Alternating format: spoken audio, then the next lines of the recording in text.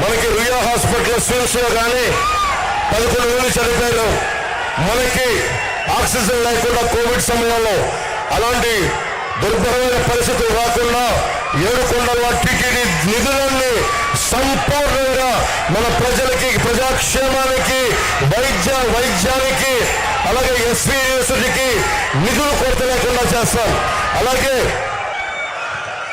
మనకి 40కి పైగా స్లమ్స్ ఉన్నాయి, 40కి పైగా వాడలు ఉన్నాయి.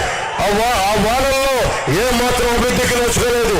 ఆర్ఎన్ శ్రీనివాసులు గారి గెలుపుతోటి మనం ప్రతి వాడ అన్ని డ్రైనేజ్ ఫెసిలిటీస్ కానీ అన్ని మనం బాగు చేసుకునే బాధ్యత కూటమి ప్రభుత్వం తీసుకుంటుంది.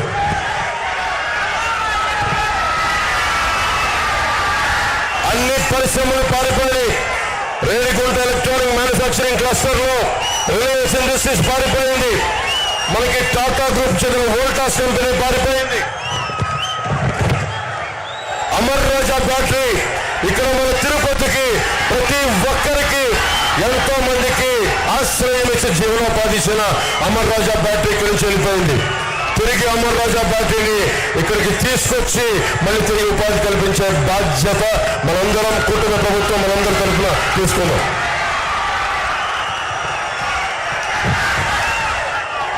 మీరు ఓటేస్తే వైసీపీకి కరుణాకర్ రెడ్డి కానీ వారి అబ్బాయి కానీ ఓటేస్తే కొడుకు 10%, ప్రతి దాంట్లో ఇల్లు కట్టాలంటే 10%, తండ్రికి 30%, 10-30 రేషియోలో పెంచుకుంటా ఉన్నారు. ఎంతకాలం మీరు భయపడుతున్నారు కరుణాకర్ రెడ్డి గారికి? మీరు